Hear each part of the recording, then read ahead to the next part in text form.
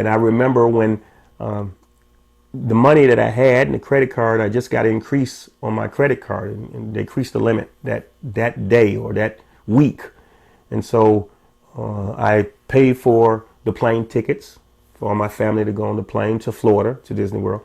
I paid for the apartment or the place down there, the condominium we had, and I paid for the transportation. So my credit card was maxed out. I didn't have any money in the bank, and everything I had was paid on the trip for my family. But I didn't have any money for food or to eat. And I remember I prayed to God because I was getting close to God then. I saw he was blessing me. I said, God, I just want to take my family on this trip and I need more money. But before I prayed that prayer, I called the credit card place. And I called them. I said, can I get another advance or some more, an increase on my credit card limit? And they said, no, you just got it, these past week. And they told me no. So that's when I went to prayer and I prayed to God, God, I want to take my family on a trip. I called that credit card place back that same day. It was either that same day or the next day. And when I called them back, I said, can I have an increase on my credit limit? And to my surprise, they said, what you need? $1,000? And they said, you got it. But I believe that was from God. And something else, so let's go to other things that have increased my faith. So when we did get down to Florida and we had a good time, we went to, took my kids to Disney World. We went to the MGM. Those of you that know Disney, they got the Epcot Center, Disney World. They have Universal Studios. So anyway, we went to all of them except the Magic Kingdom. And we didn't have any more money to go to the Magic Kingdom. I used everything I had. Now, we was in this place where it had, we stayed in the condominium place or this resort. And they had bike riding, free bike riding. You could do everything you want. You don't even have to go to Disney World. So that last day, we hadn't went to the Magic Kingdom. So we just rode our bikes. I told my two oldest sons that can ride bikes, and my wife, and we went riding around that morning. Well, when we began our riding, there was an older couple that was leaving the park. And remember, on this resort, it had like 1,000 people that stayed on this resort. But at this right time in the morning, and I prayed before we left to go on our trip to God, bless our trip. You bless us to get here. Now bless us, cause us to be prosperous. And then so this older couple that was leaving, they flagged us over, meaning they signaled us to come over. Hey, you guys riding a bike, can you come over? Because we're getting ready to leave. So we pedaled our bikes over to the van and I said, what can I help you with, sir? He says, well, we're leaving and we have some extra tickets to the Magic Kingdom. Would you like them? And I said, how many do you have? He said, we have 4. And that was just the right amount because my wife and I, and then my two oldest sons that can go, we received those tickets and we put away the bikes and we went to the Magic Kingdom and enjoyed ourselves. But once again, that was, I believe, the prayer life that I had with God and my relationship with God. Let's go to a time when my special needs son had, he hadn't used the bathroom in like 2 or 3 weeks. And this was once again in that same year, maybe in that same year or somewhere around that time. And we knew it was something wrong. His pamper didn't show he used the bathroom in a long time, days. And so we went to the doctor in Big Rapids. And so Big Rapids doctor said, we see that he has a blockage. He has a tumor, cancerous tumor. You have to rush him to Grand Rapids now, and we can take you by ambulance or you can go. So my wife and I decided to go by our van and we rushed up to Grand Rapids and they had an appointment. We got up to the Grand Rapids, Butterworth Hospital, whatever it was called then. And those doctors took x-rays and they also said, yeah, we see the blockage, the cancerous tumor. So we're going to have to set up surgery, get everything ready to come back at this afternoon, maybe about 1 o'clock. It was still in the morning. And then we said, okay, so you guys go out and eat you some breakfast and then come back and we'll be ready for the surgery. So my wife and I went out to go eat. And I remember we went to a Bob Evans. And I remember that as it was some folks coming out the door and my wife and I was going in. It was a pastor and his family. And of course, God gave me a gift to gab or an anointing. And I asked the man, how you doing? And he said, how you doing, guys? What's going on? Where you from? And we told him what was going on with our son. And he prayed for us and even paid for our breakfast. He said, here, take this. And we ate, and then we got back to the hospital, and the doctors called us in the room. They said, we got to tell you something. And we said, yeah, are you ready for the surgery? They said, it won't be in the surgery. We can't find anything. We looked again, and it must have been a shadow. That's what they said. It must have been. They didn't give God the glory. They wasn't religious, but we knew where it came from. It was God. Let's go to when I was trying to save my house. I remember when my house was in foreclosure, and my car was going to be repossessed, and I was going through a divorce at that time.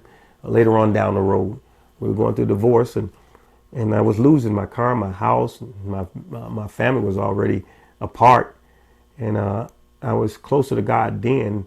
Let me go back before that happened, before the divorce happened. When everything, after the Disney Worlds and getting a car every year, new car every year, my house being remodeled, we were blessed in Baldwin. And I remember getting to my prayer, having all my kids get on their knees from the age of 2 and up. And they all giving God the praise and say, God, you've been so good to us. And I said, God, give me more patience. I asked for patience. And I believe not too long after that is when everything fell apart. I was going through a divorce and everything like that. And of course I got on my knees later on and said, God, why you do this to me? I've been praying. I got all my kids on their knees praying to you. You do this to me. Now my wife is gone. My family is split up. And I know now, I didn't know then, that God was allowing me to, he was answering my prayer. He was giving me patience because I went through that time period of having a lot of things happen in my life. Things that I didn't have before were leaving me. And so as I was going through a divorce and my car was going through, I couldn't pay my notes. And I was really crying to God then on my knees. I'd never left God. And I started visiting a nursing home. I started helping people with tears in my eyes. I was going through some things. But one thing I remember is that when I was going through my divorce, I remember I was in a plant working at a factory. And I remember I was going to go home because my wife, she was still in the home. And I was going to let her know how I felt about her doing me wrong, what I felt was going on in our lives. And I was trying to do right, be the right husband, be the right father, do best I can, and religious man, close to God, and everything I thought I was doing right. But I was going to go home and let her know that I wasn't going to put up with her doing me wrong anymore. And I was going to leave at that time, just let it all go and say, okay, if you want to go, go. And I was telling myself this, and I told God, this is what I'm going to do. I'm not going to take this anymore. I'm not going through this anymore. And I remember that I was thinking while I was working at the plant, this is what I'm going to do. I made a plan and everything. I'm going to go and eat at a burger place. Burger King was up there, or McDonald's, and I'm going to get a newspaper. I'm going to read it, and I'm going to delay my coming home so that she won't, she'll be asking where I am for a change. Where is he at for a change? If she would ask that. That was my whole thought. And I remember that when I got off of work, I was going to put my plan in motion. I had to go get the newspaper. And I remember in that plant, there was a newspaper floating around that people were just reading. And I didn't buy it, somebody else did. And so I got in my car, drove around the other part of the shop, and I went and looked, and I saw the newspaper sitting on a desk, one of the workbenches of one guy. His head was in the machine, trying to fix the machine. And so I went over there slowly to get that newspaper so I could put my plan into motion. And I went and I took the newspaper, and right when I took it, he turned his head out the machine and said, hey, where are you going with that paper? And I said, I'm going to use it because you're working. And I started to walk off. He says, well, what I'm going to read? I said, well, read that Bible, because I noticed it was a Bible on his desk. And he said, well, I don't understand it. And that caught my attention. And I looked at him to explain something to him, and he had tears in his eyes. And so that concerned me. So I walked up to him, what's going on, man? What's your problem? He told me his wife was leaving him and going out, and he was experiencing the same thing that I was experiencing. It was like God led me to this man to stop me from doing what I was doing. So he asked me the question. He said, what do I do when my wife is acting like this? And I know I was going to leave it all, just give up. But I couldn't tell him that. So I told him, just hang in there. And then when I walked out the door, I remember what I said to him. And all I did is just stay right in I went straight home, and I didn't even carry my plan out, because I gave somebody that advice, and I felt it was good advice for me to hang on in there for my family's sake. So I did. I went through the things I went through, and people turned against me, and people that respected me. It was a rumor started up in where I lived saying that I beat my wife, and that was horrible because I was already going through separation and divorce. My kids would leave. Now, to add on top of that, I had people thinking, turning their backs on me and turning their heads, shaking their heads at me, saying I had beat my family. And so, yeah, God had took me through it. I wouldn't told God again, God, why you taking me through this? But, of course, it made me stronger. It made me seek God's face more. It made me memorize scriptures more. It made me get into prayer more. And things started changing in my life.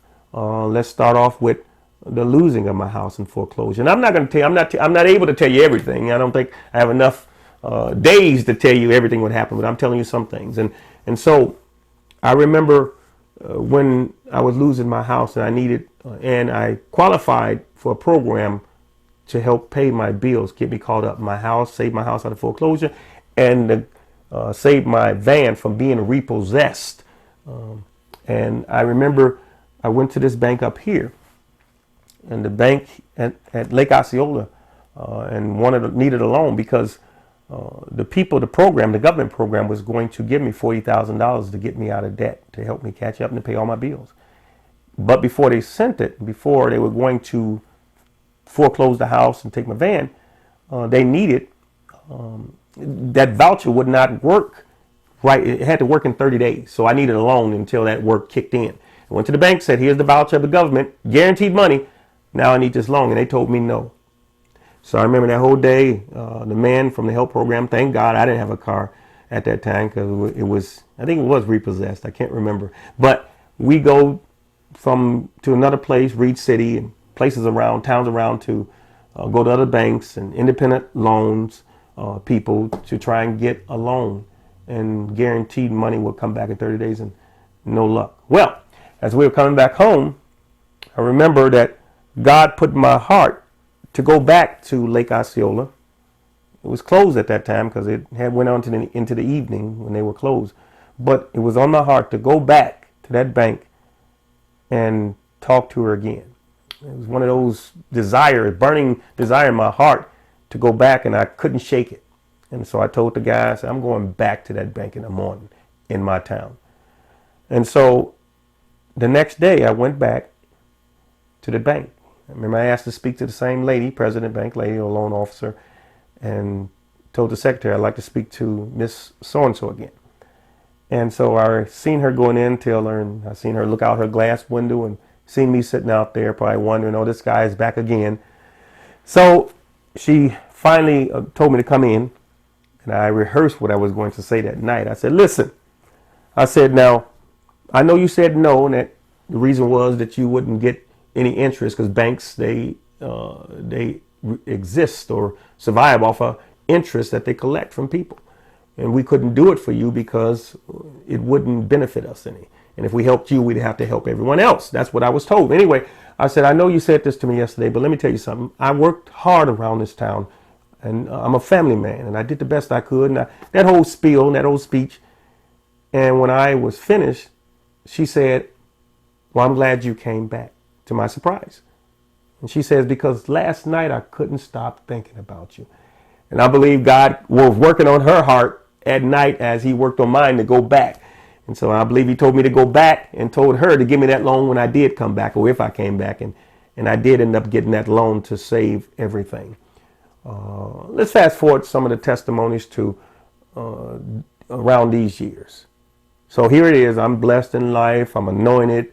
I'm walking through life with my head up, with a smile on my face, and I'm seeing all kinds of things happening to me every day. And the people are just flocking to me as far as whenever I meet somebody. Jobs are rushing to me, and I didn't have to ever go look for a job because they would always come to me. So I was a blessed man because I had my life with God, and that's why I kept increasing in my prayer life and adding into my prayer. So in this time, I remember when I was driving on the expressway, but I was driving 5 miles over, and I think I was doing like 70 on the expressway. And I quickly called out the corner of my eye, deers running across the road. And as the deers were running across